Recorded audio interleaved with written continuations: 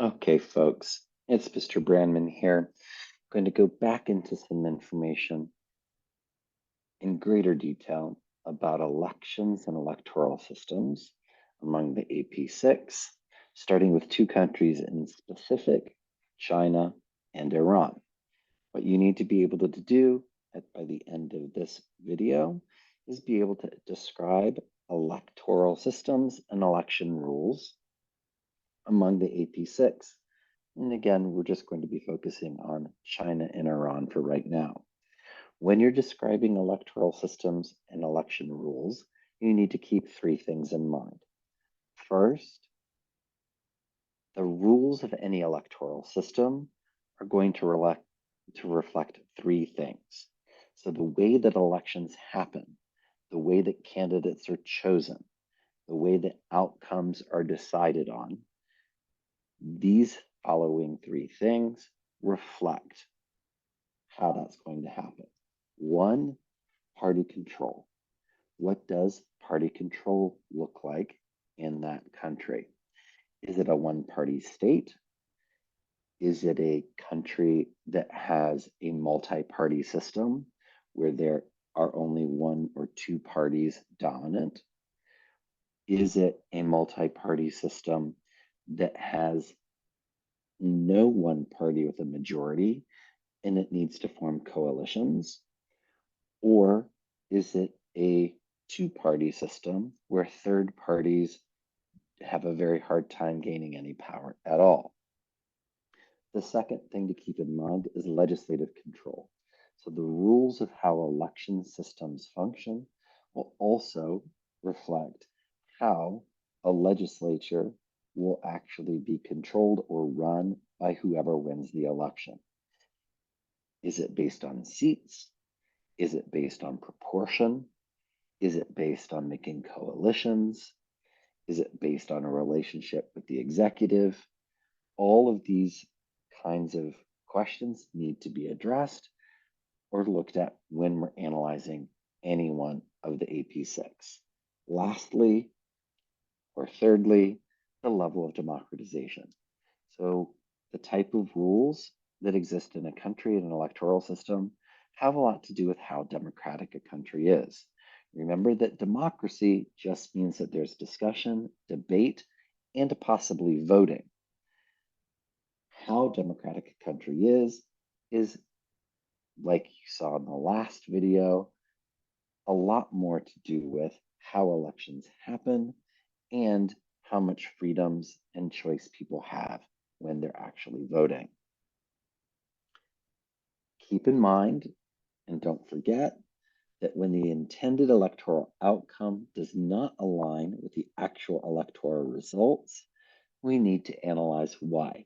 That's exactly what happened in this image in 2009 after the presidential elections and the Majlis elections in Iran.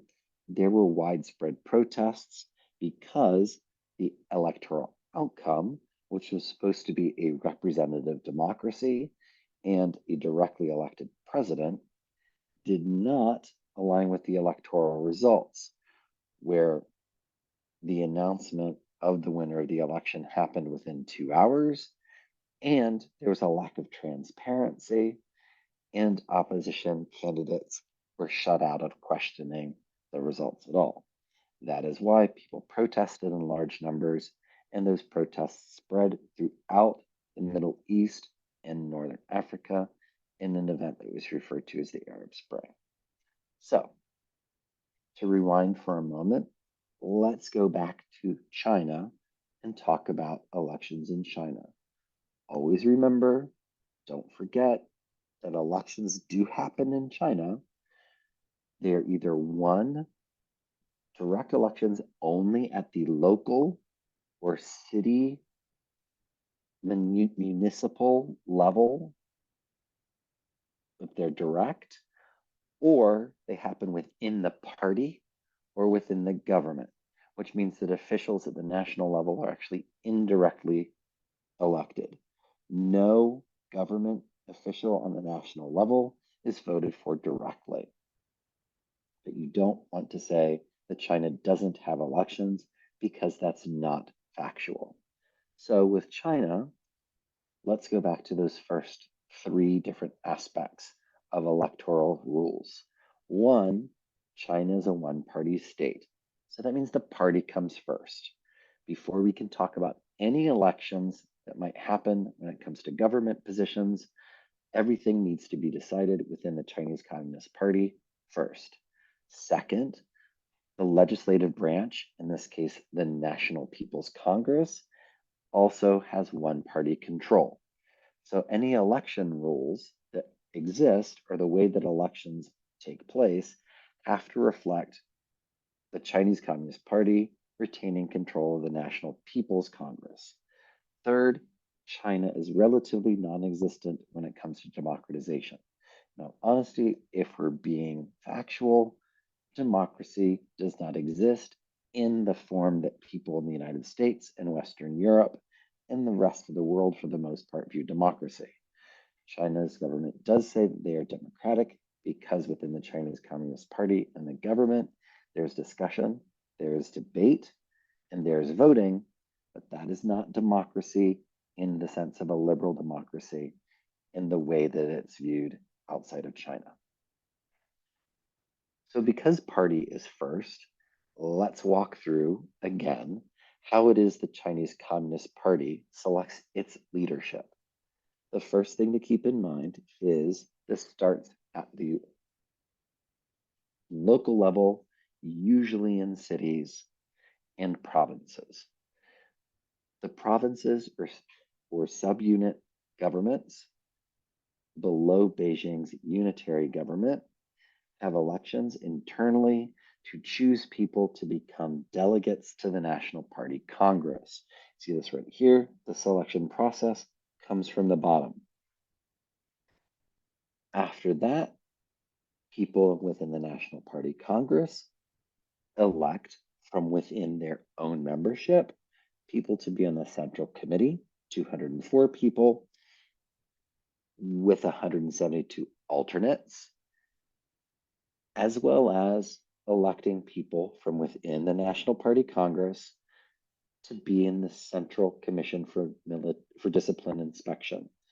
Remember when we learned about China, the Central Commission for Discipline Inspection focuses on controlling corruption, but also really maintaining one-party control of China through oppressing and suppressing opposition. Next step, in order to identify the leadership of the Chinese Communist Party, the Central Committee, from within its own membership, elects members of the Politburo, as well as members for the Central Military Commission.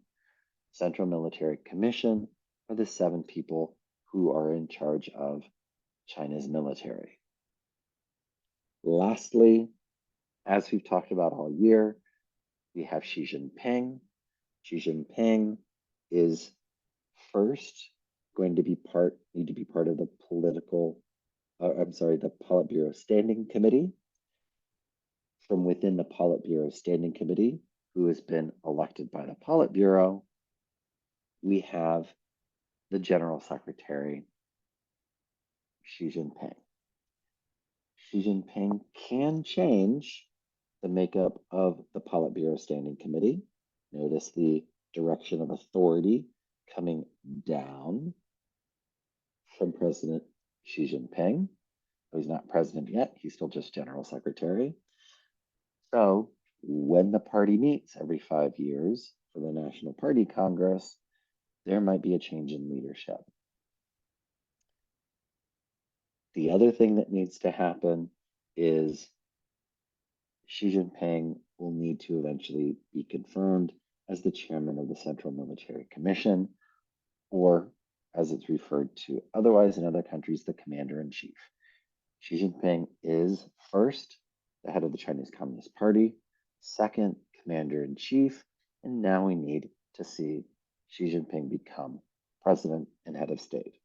The way that that will take place is through the National People's Congress. The National People's Congress, similarly to the National Party Congress, has had people selected from within local party organizations and local legislatures to move into being delegates to the National People's Congress. The National People's Congress then elects the president, head of state, President Xi Jinping, and confirms Xi Jinping as the head of the military. Let's see how this unfolded most recently in China. China's annual session of Parliament, the National People's Congress, is usually a lengthy, fairly procedural, rubber stamp affair of Chinese policy priorities. This year, though, dare I say, felt different, and not just because the economy has struggled through COVID-0 and its abrupt end, but for more political reasons that places this NPC as one of the more consequential ones in decades. Now, here are the three takeaways why. Number one, President Xi Jinping's power grab.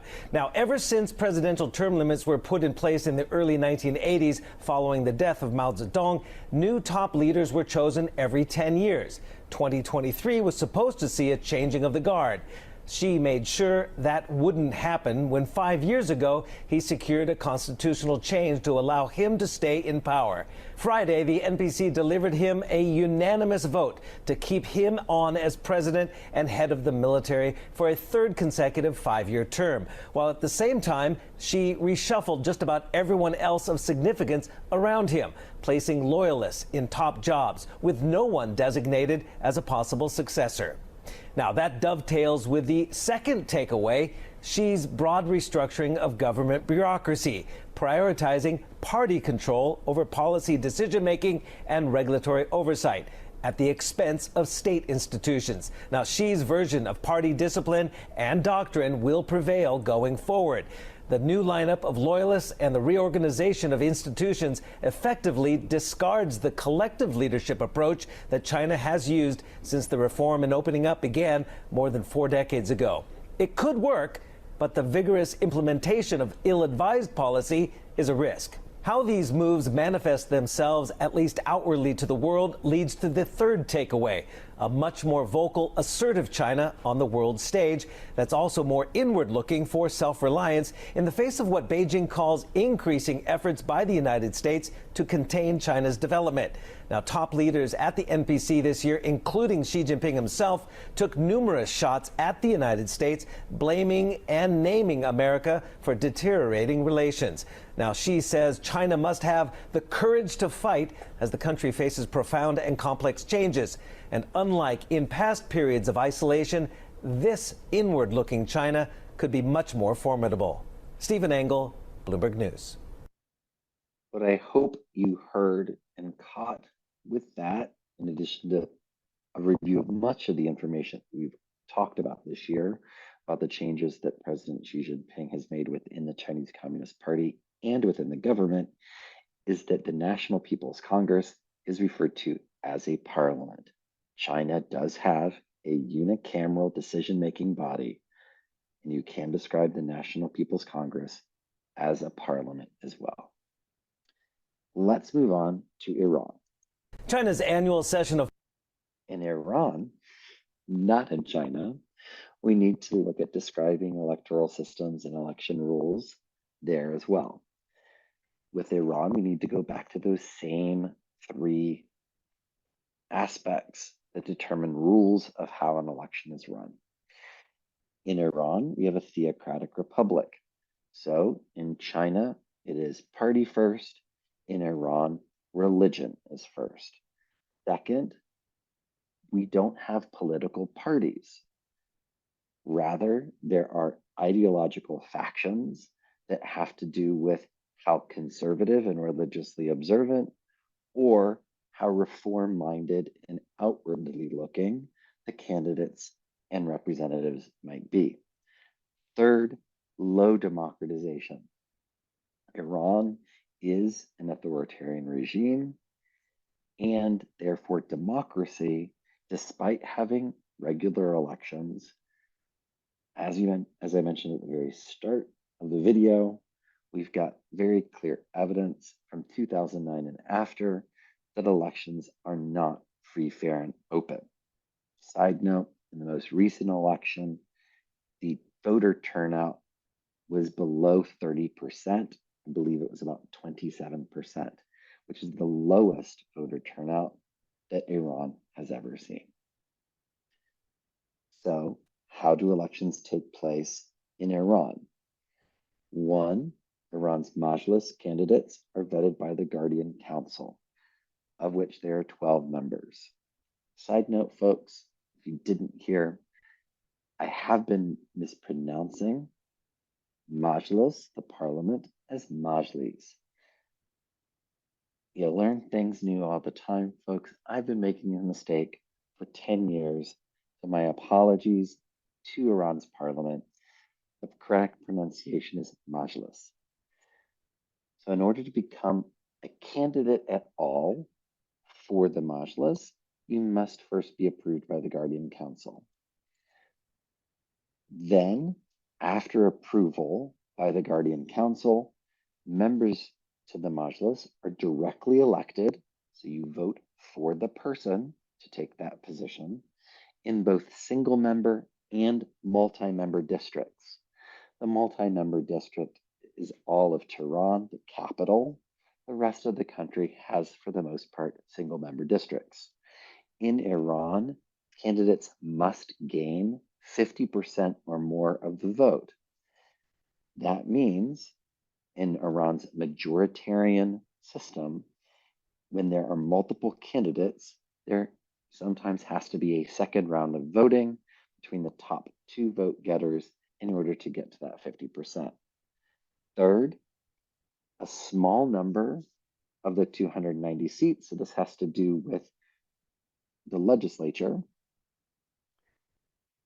even though we don't have parties, and even though religion is very important and the focus is on Shia Islam, there are seats reserved for other religious views and orientations, for people who are not Muslim, specifically people who are Christian, Jewish, or Zoroastrian. As you mentioned in class, it was in the notes, there is a religious minority still in Iran of about 120,000 people who identify as being of the Baha'i faith. Being Baha'i is heresy in Iran, and people who are Baha'i are actively oppressed by the government. So let's get into a little more detail for a moment about how one can become a candidate for election to the Majlis in Iran. How are Iran's MPs elected, and what qualifications do they need to run?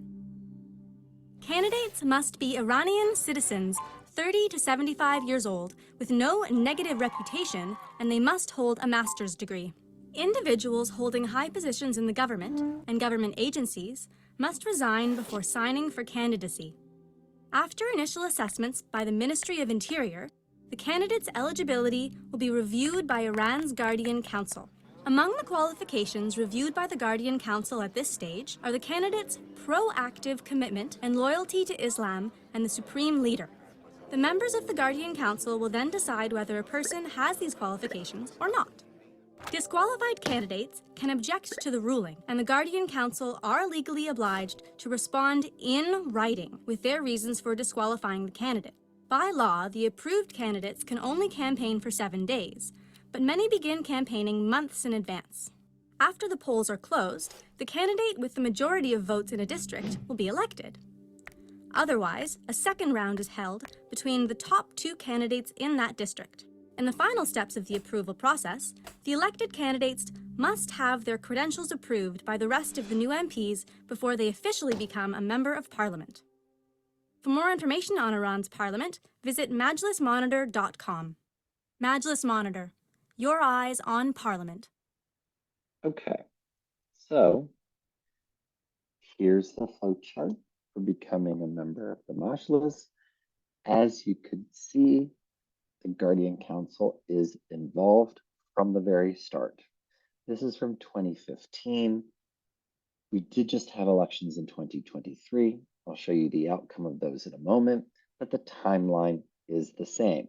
So the elections that just took place actually just wrapped up about 5 weeks ago.